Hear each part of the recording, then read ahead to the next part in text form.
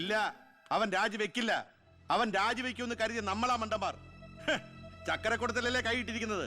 അധികാരത്തിന്റെ മത്ത് പിടിപ്പിക്കുന്ന സുഖം അവനും അനുഭവിച്ചു കഴിഞ്ഞു. ഇനി അച്ഛന് വേണ്ടി സ്വന്തം സുഖങ്ങൾ ഉപേക്ഷിക്കാൻ മാത്രം വിഡ്ഢിയൊന്നും അല്ലവൻ. സ്വന്തം കുടുംബത്തിൽ വരെ റെയ്ഡ് നടത്തി അവൻ പ്രശസ്തി പിടിച്ചു പറ്റിയില്ലേ? ഇപ്പൊ പത്രക്കാരും ചാനലുകാരും എന്തിന് പ്രതിപക്ഷം വരെ അവനെ പൊഴുത്തുകയല്ലേ? അവൻ നാട് നന്നാക്കുക എന്തു വേണമെങ്കിലും ആയിക്കോട്ടെ, പക്ഷെ നമ്മുടെ കുടുംബത്തിൽ ഒരു അംഗമെന്ന ഒരു പരിഗണന ഇനി അവന് കൊടുക്കാൻ പാടില്ല. അച്ഛന്റെ മനസ്സറിയാൻ കഴിയാത്തവന് പടിക്ക് പുറത്താ സ്ഥാനം. അച്ഛൻ നോക്കിക്കോ, ഈ ചിറ്റാരിക്കര മണ്ഡലത്തിൽ വീണ്ടും ഒരു ഇലക്ഷൻ ഉണ്ടാവും അച്ഛന് മത്സരിക്കാൻ വേണ്ടി. അച്ഛൻ മുഖ്യമന്ത്രിയാകുന്നത് എനിക്ക് കാണണം. എങ്ങനെ? പുരയ്ക്കുമേതെ ചാഞ്ഞു നിൽക്കുന്നത് പൊന്നുകായ്ക്കുന്ന മരമാണെങ്കിൽ പോലും അത് വെട്ടിക്കളയണമെന്ന പ്രമാണം.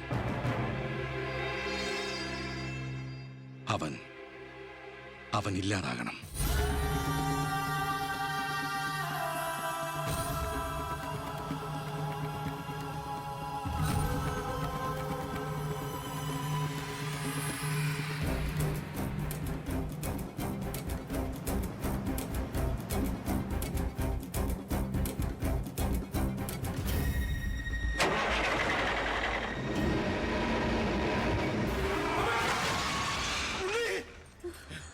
എന്താ? എന്തു പറ്റി?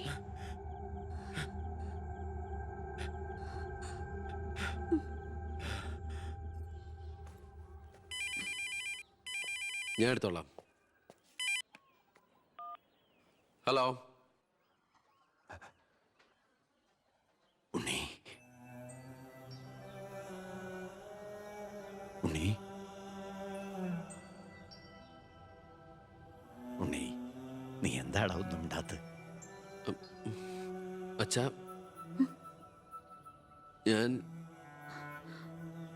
എനിക്ക് നിന്നെ ഒന്ന് കാണണം.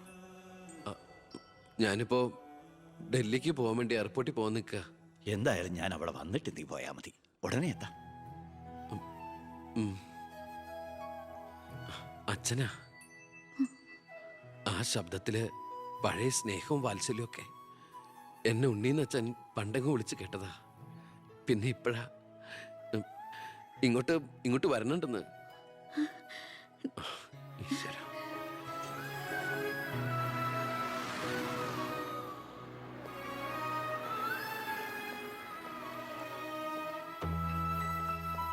ഞാൻ കാരണം നിന്റെ യാത്ര ബുദ്ധിമുട്ടായി അല്ലേ? ഇല്ല, ഞാനത് അടുത്ത ഫ്ലൈറ്റിനാക്കി. ഓഹോ, വരൂ അച്ഛാ. പെട്ടെന്ന് കാണണമെന്ന് പറഞ്ഞപ്പോൾ നീ ഒന്ന് പകച്ചു. ഇനി എന്തിനുള്ള പുറപ്പാടാണോ എന്ന് ഓർത്തല്ലേ? അച്ഛൻ ഇനി ആർക്കും ഒരു തലവേദനയാവില്ല മോനെ. ചെയ്തു കൂട്ടിയതൊക്കെ തെറ്റാണെന്ന് മനസ്സിലാക്കാൻ വൈകി. ശ്രമിച്ചില്ല. അധികാരത്തിന്റെ ലഹരിയിൽ പായായിരുന്നു ഇത്രയും കാലം. പ്രായമാകുന്നോറും കുട്ടികളുടെ മനസ്സാവുമല്ലേ? എന്ത് കണ്ടാലും സ്വന്താക്കണമെന്നൊരു മോഹം. എന്താ ഇപ്പൊ ഇങ്ങനെയൊക്കെ? മുന്നിലേക്ക് നോക്കിയപ്പോഴോ തിരിഞ്ഞു നോക്കിയപ്പോഴോ ഒരു കാര്യം എനിക്ക് ബോധ്യായി. ഞാനെന്ന രാഷ്ട്രീയക്കാരൻ വെറും ഒരു വട്ടപൂജ്യമാണെന്ന്. എന്നിൽ അച്ഛൻ ഒരു മൃഗമായിരുന്നു എന്ന്. പ്രായശ്ചിത്തം ചെയ്ത പാപങ്ങൾക്ക് പരിഹാരമാകുമെങ്കിൽ ഞാൻ മോന്റെ കാല് പിടിക്കും. അച്ഛാ, അങ്ങനെയൊന്നും പറയല്ലേ. മതിയായി, എല്ലാം മതിയായി. ഞാൻ ഇന്ന് വരെ അഴിമതിയിലൂടെ ഉണ്ടാക്കിയതൊക്കെ സർക്കാരിന് തിരിച്ചു കൊടുക്കാൻ പോവാ. എന്നിട്ട് ചെയ്ത തെറ്റുകൾ ഏറ്റുപറഞ്ഞ് പൊതുജനങ്ങളോട് മാപ്പ് ചോദിക്കണം. അച്ഛാ, അച്ഛനെ വിശ്വസിക്കടാ. ഇനി നിന്റെ അച്ഛൻ വിശ്വാസവഞ്ചനം കാട്ടില്ല. മതി, എനിക്കിത് മതി. ഞാൻ ആഗ്രഹിച്ച പോലെ ഒരു അച്ഛനെ ഈശ്വരൻ എനിക്ക് തിരിച്ചു തന്നല്ലോ. അറിഞ്ഞോ അറിയാതെയോ അച്ഛനെ ഞാൻ വേദനിപ്പിച്ചിട്ടുണ്ടെങ്കിൽ അത് ഇങ്ങനൊരു അച്ഛൻ്റെ മകനായിട്ട് ജീവിക്കാൻ വേണ്ടിയിട്ടാ. ഇനി എൻ്റെ അച്ഛന് വേണ്ടി ഈ സ്ഥാനമാനങ്ങളൊക്കെ ഉപേക്ഷിക്കാൻ എനിക്ക് സന്തോഷമേ ഉള്ളൂ. വേണ്ടടാ, എനിക്ക് മന്ത്രി ഒന്നും ആകണ്ട. നീ ആ ശരി, നിന്നെപ്പോലുള്ള ചെറുപ്പക്കാരാണ് ഇനി ഇവിടെ ഭരിക്കേണ്ടത്. അടുത്ത തലമുറ നിന്നെ മാതൃകയാക്കുന്നത് നിറഞ്ഞ മനസ്സോടെ എനിക്ക് കാണണം. എന്നിട്ട് ഇങ്ങനെ ഒരു മന്ത്രിയുടെ അച്ഛനായിട്ട് ഇനിയുള്ള കാലം അഭിമാനത്തോടെ എനിക്ക് ജീവിക്കണം. ആ മോളെ, വന്നു കയറിയ മഹാലക്ഷ്മിയെ ആട്ടിപ്പായിച്ചവനാ ഞാൻ. എല്ലാ സൗഭാഗ്യങ്ങളും നിങ്ങൾക്ക് ഈശ്വരൻ തരും. നന്നായി വരും. ഉണ്ണി, ഇപ്പൊ എനിക്ക് മനസ്സിന് എന്തൊരു സ്വസ്ഥതയാണെന്നറിയൂടാ. ഇനി എനിക്കെല്ലാം മറന്ന് സമാധാനമായിട്ട് ഉറങ്ങണം. വരട്ടേടാ. ആ നീ ഡൽഹി യാത്ര കഴിഞ്ഞ് തിരിച്ചു വന്നാൽ ഉടൻ രണ്ടുപേരും തറവാട്ടിലേക്ക് താമസം മാറണം. മറ്റേ മോളെ ആ.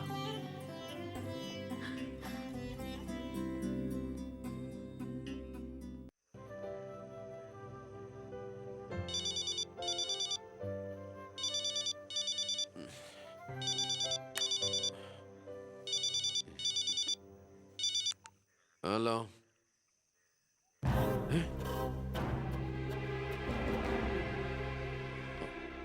എപ്പോ?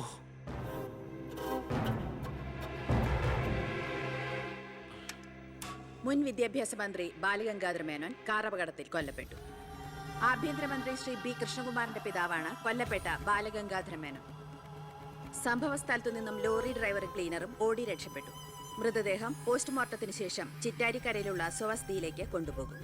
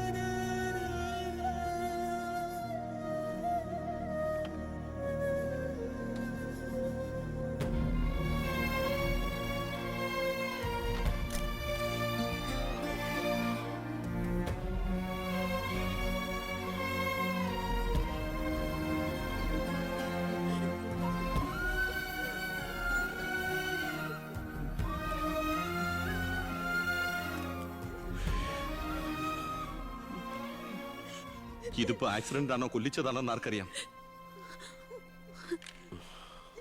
അധികാരം ഒഴിഞ്ഞു കൊടുക്കാതിരിക്കാൻ വേണ്ടി സ്വന്തം മകൻ തന്നെ കൊല്ലിച്ചതാണെന്ന് എല്ലാരും പറയുന്നേ. അയ്യോ,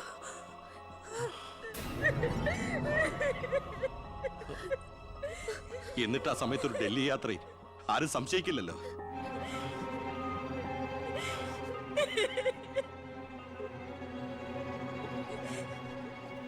അമ്മേ, അച്ഛനേക്കാൾ വലുതാണോടെന്ന് എനിക്ക് അധികാരം, മന്ത്രിസ്ഥാനം. അച്ഛനെ എതിർത്ത് ഒടുവിൽ നീ സ്വന്തം അച്ഛനെ. അമ്മേ, എനിക്ക് നിന്നെ കാണണ്ട, പോ എന്റെ മുമ്പിൽ നിന്ന്.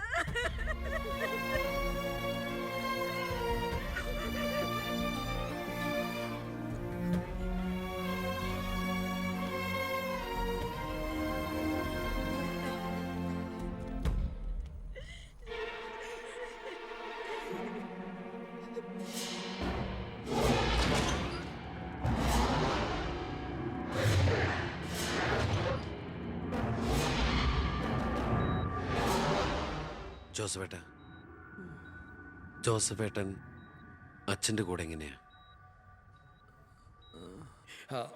താനിതെങ്ങോട്ടാ? ഞാൻ അങ്ങോട്ടാ? അങ്ങോട്ട് അല്ല, ഇങ്ങോട്ട്. കയറോ വണ്ടിയില്. ഇങ്ങോട്ട് കയറോ. ആള് മാറിപ്പോയില്ലല്ലോ. ഞാൻ ജോസഫാ. തന്നോട് വണ്ടി കയറാനല്ലേ പറഞ്ഞേ? എങ്ങോട്ടാ എന്നെ കൊണ്ടുപോകുന്നേ? കൊല്ലാൻ. വണ്ടി വിടറോ. 10-25 കൊല്ലം നിഴൽ പോലെ നടന്നതല്ലേ എൻ്റെ കൂടെ.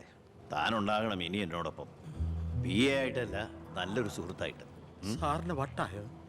ഞാൻ ഉദ്ദേശിച്ച താനൊന്നും ഉദ്ദേശിക്കണ്ട. ഇത്രയും കാലം എനിക്ക് വട്ട് തന്നെയായിരുന്നു. ഇപ്പൊ തിരിച്ചറിവ് വന്നു. എൻ്റെ മോൻ എൻ്റെ കണ്ണ് തുറപ്പിച്ചിടും. എന്റെ ഈശോയെ, ഞാൻ എന്തായി കേൾക്കുന്നത്? ലക്ഷ്മിക്ക് സന്തോഷമായി കാണുമല്ലേ? അതല്ലേ രസം.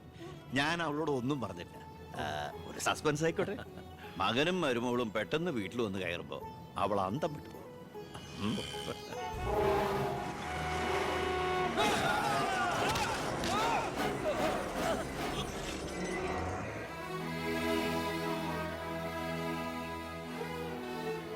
ആ ഇടിയിൽ ഞാൻ തെറിച്ചുപോയി.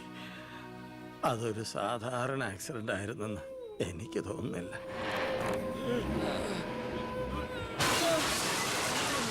അല്ലെങ്കിൽ പിന്നെ ആ ലോറി പിന്നോട്ടെടുത്ത ശേഷം പിന്നെയും കൊണ്ടുവന്നിടിച്ച എന്തിനാ? മനപ്പൂർവ്വം ആരോ ജയിച്ച പോലെ.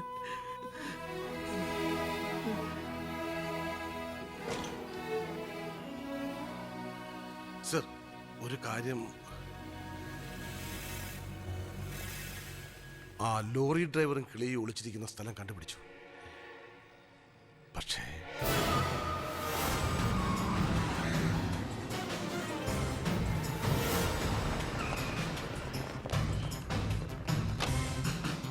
ആ ഗേറ്റ് ക്ലോസ് ചെയ്യൂ. ആരെയും വെളിയിലേക്ക് വിടണ്ട. Come on, round up, go fast. Sir Come on. എന്താ Sorry, madam. Sir. ആ നോക്കോടെ. ആ നോക്കൂ. ആ ബാത്റൂമില്. ഏട്ടാ അയ്യോ എന്താ പ്രശ്നം എന്താ എന്താ Look there. എന്താ പ്രശ്നം അവിടെ ആരെങ്കിലും ഉണ്ടോ?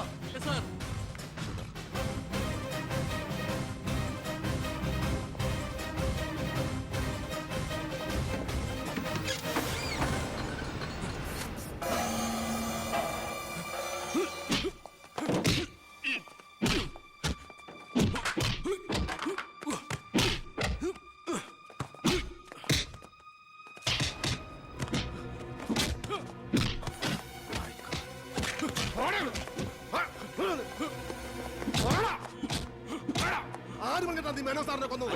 പറയടാ.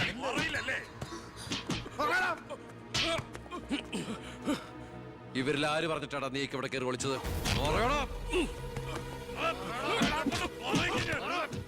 ഒന്ന് നിർത്തുന്നുണ്ടോ? അമ്മേ എന്താ എന്താ ഇവിടെ? അമ്മേ, ഇവന് അച്ഛനെ എന്നിട്ട് ഈ വീട്ടിൽ തന്നെ. വേണ്ട, നീ നിന്റെ പോലീസും ചേർന്ന് എന്നെ ബോധ്യപ്പെടുത്താനാണ് ഈ വേഷം കെട്ടെങ്കിൽ അത് വേണ്ട. നിനക്ക് എന്ന് തുടങ്ങിയടാ നിന്റെ അച്ഛനോട് ഇത്ര സ്നേഹം? ദയവ് ചെയ്ത് ഇവിടുന്ന് ഇറങ്ങി പോകുന്നുണ്ടോ? ഇല്ല, ഇവനെ കൊണ്ട് സത്യം പറയിപ്പിച്ചിട്ട് ഞാൻ പോവൂ. ഈ ലോകത്ത് എന്റെ അമ്മയെ മാത്രം എനിക്ക് ബോധിപ്പിക്കണം ഞാനല്ല എന്റെ അച്ഛനെ കൊന്നതെന്ന്. പറയടാ, ആരടാ നിന്റെയൊക്കെ പിന്നില്? ആരടാ നിന്റെയൊക്കെ പിന്നില്? പറയടാ. പറയാൻ ആരടാ എന്റെ അച്ഛനെ കൊന്ന്? ഇവനെ തല്ലിക്കൊന്നാലും പറയില്ലടാ. എനിക്കറിയാം ആരാണെന്ന്. ഇനി എനിക്ക് പിടിച്ചു നിൽക്കാനാവില്ല. ഞാൻ പറയാം. ആ, നീ ഇതുവരെ എഴുന്നേറ്റില്ലായിരുന്നു. ഇന്നലെ ശകലം ലേറ്റായി. ശരി, ഞാൻ കുറെ നേരം കാത്തിരുന്നായിരുന്നു. എന്താ രാവിലെ? എനിക്കൊന്ന് അമ്പലത്തിൽ പോകണം. അമ്പലത്തിലേക്കോ? അതെ, 20 കൊല്ലങ്ങൾക്ക് ശേഷം. ആ പിന്നെ ഞാൻ ഇന്നലെ നമ്മുടെ ഉണ്ണിയുടെ അടുത്ത് പോയിരുന്നു. പരസ്പരം എല്ലാ വിഷമങ്ങളും പറഞ്ഞു തീർത്തു. അവൻ വെറും പാവാ മോനെ, ശുദ്ധഭാവം. ഇപ്പൊ എന്റെ മനസ്സ് മുഴുവൻ കുറ്റബോധ. നമുക്കെന്താടാ ഭ്രാന്തായിരുന്നു? ആവശ്യമില്ലാത്തതൊക്കെ ചിന്തിച്ച് ഒടുവിൽ നമ്മുടെ ഉണ്ണിയെ ഓർക്കുമ്പോ തന്നെ സഹിക്കാൻ വയ്യ. ഞാൻ ഇതുവരെ ഉണ്ടാക്കിയ കോടികളുടെ കള്ളപ്പണം മുഴുവൻ സർക്കാരിന് തിരിച്ചേൽപ്പിക്കാൻ പോവാ. എന്താ നീ എന്താ ഒന്നും മിണ്ടാത്ത? ഞാൻ എന്നും അച്ഛനെ അനുസരിച്ചിട്ടല്ലേ ഉള്ളൂ. അച്ഛൻ എന്തു പറയുന്നോ ഞാൻ അതുപോലെ ചെയ്യാം. ഇതുപോലെ തങ്കപ്പെട്ട മരുമക്കളെയും മോനെയും കിട്ടിയതാ എന്റെ സമ്പാദ്യം. ആ, എല്ലാം നല്ലതിനാണെന്ന് ഓർത്ത് സന്തോഷിക്കാം അല്ലേ? ആ പവി, അമ്പലത്തിൽ പോയതിന് ശേഷം ഞാൻ ആ വഴി തന്നെ തിരുവനന്തപുരത്തേക്ക് പോകും. അവിടെ ഒരു പത്രസമ്മേളനം അറേഞ്ച് ചെയ്തിട്ടുണ്ട്. ജനങ്ങളുടെ മുമ്പിൽ ഞാൻ എന്ന അഴിമതിക്കാരൻ്റെ കുറ്റസമ്മതം. എനിക്കിപ്പോൾ വേണ്ടത് മനസമാധാനമാണ്. മനസമാധാനം മാത്രം.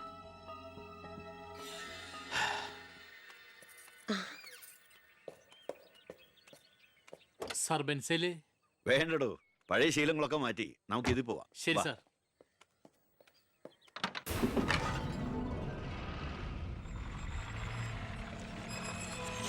White ambassador KL188888 X minister Balagangadhara Menon. 8 മണിക്ക് മുമ്പേ കാർ നാഷണൽ ഹൈവേ വഴി വരും. കൊലപാതകമാണെന്ന് ഒരിക്കലും സംശയിക്കാത്ത വിധത്തിൽ കാര്യങ്ങൾ തീർക്കണം. ഓക്കെ? ആ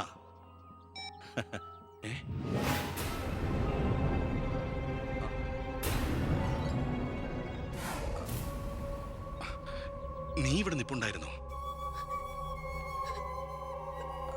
അല്ല മോളെ, നിന്റെ അച്ഛൻ പറഞ്ഞു കേട്ടില്ലേ, മനസമാധാനമാണ് വലുതെന്ന്.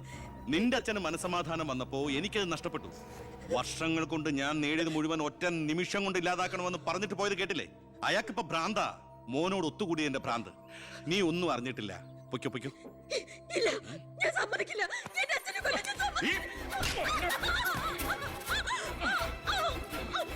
ശബ്ദിച്ചു പോകരുത്, കൊന്നോളയും ഞാൻ.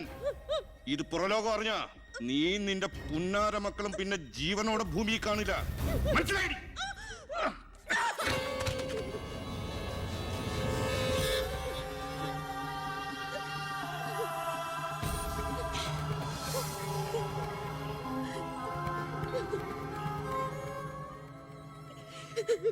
അയാള് ദുഷ്ടനാ, പണത്തിന് വേണ്ടി എന്തും ചെയ്യാൻ മടിയില്ലാത്തവൻ. ഞാനിത് പറഞ്ഞാൽ എന്നെ കുട്ടികളെ അയാള് കൊല്ലും. പറഞ്ഞില്ലെങ്കിൽ ഈ ജന്മം എന്റെ അച്ഛന്റെ ആത്മാവിനോട് പൊറുക്കില്ലടാ. മോനെ ഉണ്ണി, എന്നോട് പൊറുക്കടാ.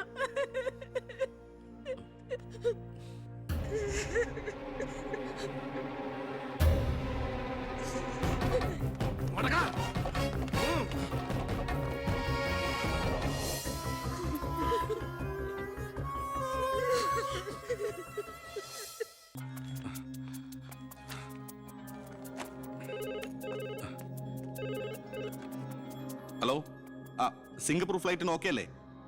അടുത്ത ഫ്ലൈറ്റ് തന്നെ വേണം. ആ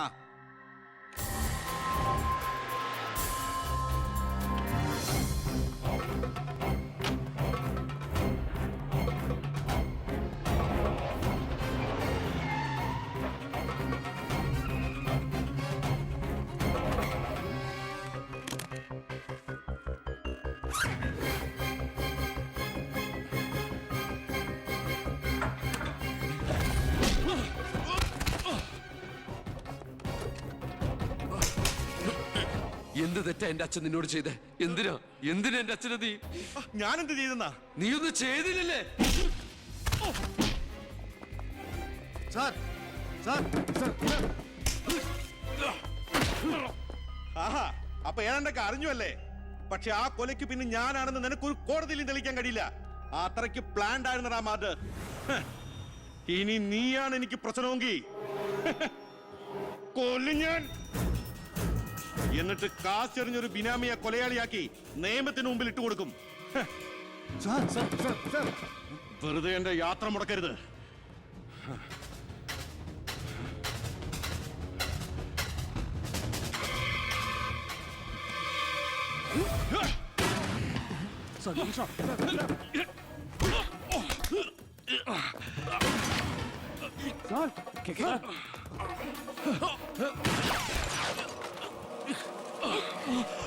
അത് ഓർക്ക് സാർ.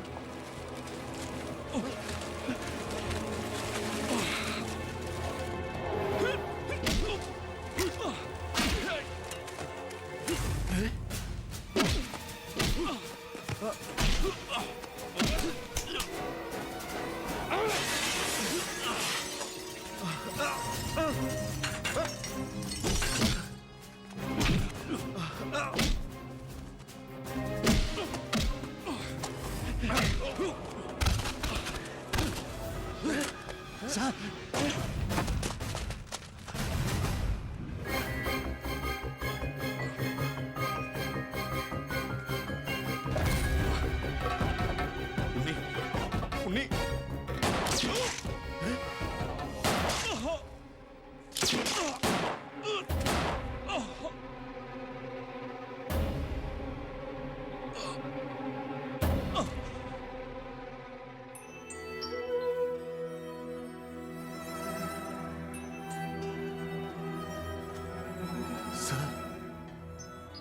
ഞാനിത് ചെയ്തില്ലെങ്കിൽ അച്ഛൻ്റെ ആത്മാവിന് ശാന്തി കിട്ടില്ല. എന്ത് ശിക്ഷ ഏറ്റുവാങ്ങാനും എനിക്ക് സന്തോഷമേ ഉള്ളൂ. നോ സർ, സാർ ശിക്ഷ ഏറ്റുവാങ്ങി ജയിലിൽ കിടക്കേണ്ട ആളല്ല. നിങ്ങളെപ്പോലൊരു മന്ത്രിയെ ഈ നാടിന് ആവശ്യമാണ്. ജനങ്ങൾ അത്രമാത്രം പ്രതീക്ഷ സാറിന് അർപ്പിച്ചിരിക്കുന്നത്. ഒരുപാട് നന്മകൾക്ക് വേണ്ടി ഇത് നമുക്ക് മറക്കാം സാർ. അതെ സാർ. ഹോം മിനിസ്റ്ററെ പ്രതി കരുതിക്കൂട്ടി വിളിച്ചു വരുത്തി അറ്റാക്ക് ചെയ്തു. ആസ് എ സെക്യൂരിറ്റി ഓഫീസർ എനിക്ക് അയാളെ കൊല്ലേണ്ടി വന്നു. CRPC 130, 131 FIR closed.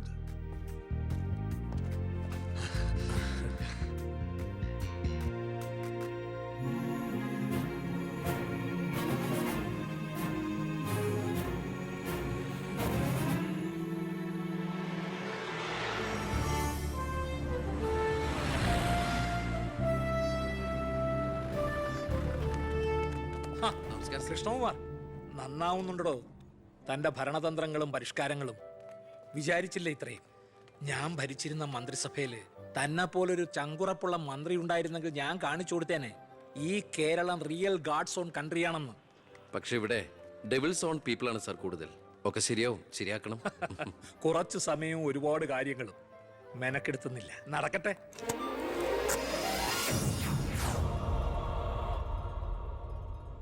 എന്റെ ജനസമ്പർക്കം ഇനി നിങ്ങളിലൂടെയാണ്. നിങ്ങൾ 4 പേരുടെ പിന്നിൽ 40 പേരുണ്ടാകണം. അവരുടെ പിന്നിൽ 4000, അവർക്ക് പിന്നിൽ 40,000. വിദ്യാർത്ഥികളെ സംഘടിപ്പിച്ച് നാടിന്റെ മുക്കിലും മൂലയിലും നമ്മൾ ഓരോ യൂണിറ്റ് ഉണ്ടാക്കുന്നു. ഈ ചങ്ങലക്കണ്ണിയിലൂടെ ഓരോ പ്രദേശത്തെയും പ്രശ്നങ്ങൾ നമ്മൾ ഭരിക്കുന്നവരുടെ മുമ്പിലെത്തിക്കണം. അവയ്ക്ക് തീർപ്പുണ്ടാക്കണം. ലോകത്തെ അപ്പാടെ മാറ്റിമറിക്കാന്നുള്ള തെറ്റിദ്ധാരണയോടൊന്നുമല്ല, ജനങ്ങളിലുള്ള എന്റെ നേരിയ പ്രതീക്ഷ കൊണ്ട്. എന്താ, നമുക്കൊന്ന് ശ്രമിച്ചൂടെ? എല്ലാ സർക്കാർ ജോലിക്കാരെ പോലെ മന്ത്രിമാർക്കും MLA-മാർക്കും വേണം സാർ റിട്ടയർമെന്റ്. സാറിന് എത്ര വയസ്സ്? 67 എന്തിനാണ് ഗവൺമെന്റ് പെൻഷൻ പ്രായം 58 ആക്കിയെന്ന് അറിയോ? 58 കഴിഞ്ഞാൽ ബുദ്ധി മരവിച്ചുകൊണ്ടേയിരിക്കും. സാറിന് ഇപ്പൊ സംഭവിച്ചുകൊണ്ടിരിക്കുന്നതാ.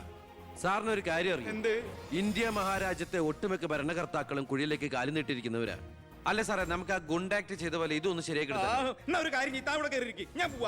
പെട്ടെന്നൊക്കെ സീമാവെന്ന് പറഞ്ഞാ പിന്നെ സാറിന്റെ ഇഷ്ടം അതാണെങ്കിൽ അങ്ങനെ. നീ ഇതല്ല ഇതിന്റെ അപ്പുറം ചെയ്യും. എനിക്കിവിടെ ഇരിക്കപ്പുറത്തില്ല. എല്ലാവരും നിന്റെ പോലീസിനെ കൊണ്ട് തോറ്റുന്ന്. വില്ലന്മാരൊക്കെ വല്ലപ്പോഴും തോക്കട്ടെ സാറേ. പോലീസ് ഇവിടെ അഴിഞ്ഞാടുന്നു.